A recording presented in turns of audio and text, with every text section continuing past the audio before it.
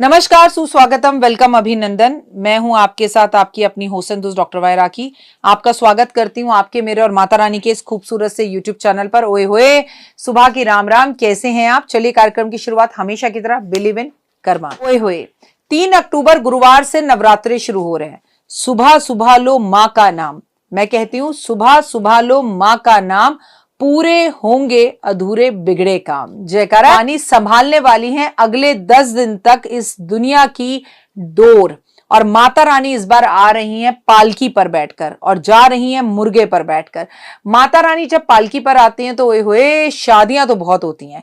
इस वर्ष आपको बहुत लोगों की शादियां होते हुए दिखेंगी, लेकिन जब भी माता रानी पालकी में आती है तो कोई बड़ी महामारी बीमारी आती है, भूकंप आता है, मौसम के उत्पात होते हैं, मौसम बिगड़ता है। सर्दियां इस बार रिकॉर्ड तोड़ पड़ेंगी। ऐसी सर्दी, ऐसी सर्दी, ऐसी सर्दी कि हमारे बुजुर्गों ने भी बचपन में नहीं देखी होगी। ऐसी सर्दी पड़ेगी। सर्दी से कई लोगों की इस बार मृत्यु होगी और पूरे विश्व में सर्दी जो है इस बार रिकॉर्ड तोड़ने वाली है। बहुत लोगों को सर्दी की वजह से हार्ट की प्रॉब्लम भी इस वर्ष आने वाली है। इसलिए बादाम, काजू, अखरोट खाना अभी से शुरू कर दो, क्योंकि सर्दी हम सबको नचाने वाली है। तो मैं डरा नहीं रही, लेकिन जो सत्य है वो तो बताना पड़ेगा।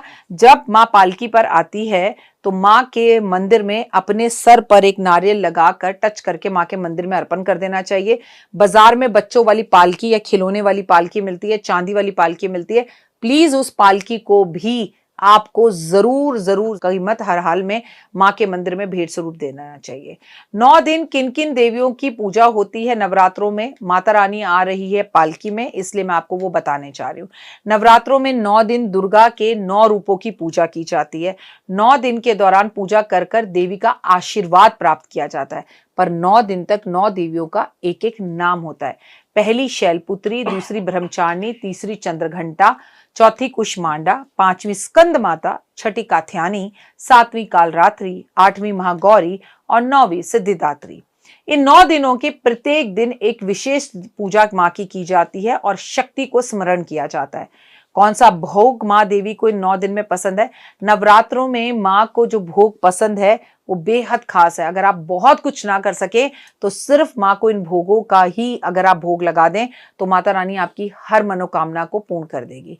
शैलपुत्री को दूध से बनी हुई मिठाई बेहद पसंद है।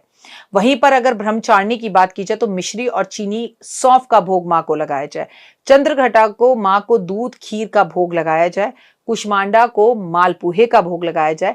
स्कंद माता को केले और शहद का भोग लगाया जाए।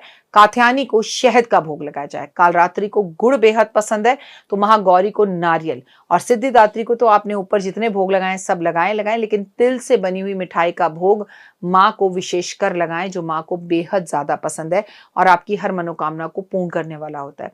तो ये मां के ऐसे चंद भोग हैं, मां के नाम हैं जो 9 देवियों को बेहद पसंद है और आपको पता होना चाहिए। लेकिन ऐसा कहीं नहीं लिखा 9 दिन जब आपके घर में देवी बैठे तो आप 9 दिन कढ़ाई बनाएं और 9 दिन कढ़ाई बनाकर माता रानी की पूजा करें।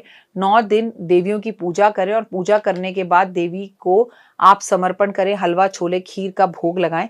खुद मत खाएं। अगर आपके 9 दिन के व्रत हैं, किसी छोटी सी बालक कन्या को खिलाएं तो देवी की अति कृपा आपके ऊपर होती है और माता रानी आपको हर मनोकामना पूर्ण करती है। माँ को पंचमेवे का भोग बहुत ज्यादा पसंद है तो माँ को पंचमेवे का भोग लगाएं।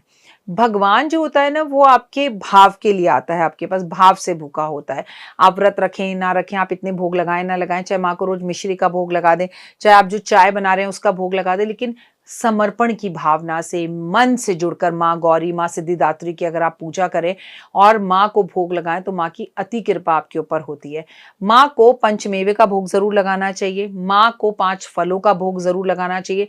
नवरात्रि में अलग अलग भोग लगाने से माँ बेहद खुश होती है।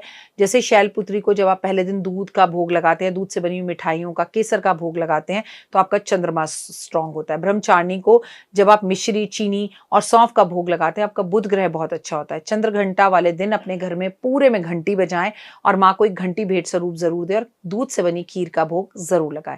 कुष्मांडा माँ को मालपुहे का भोग लगाएं, साथ में गणपति को भी लगाएं, आपकी मनोकामना गणपति पूर्ण करते हैं।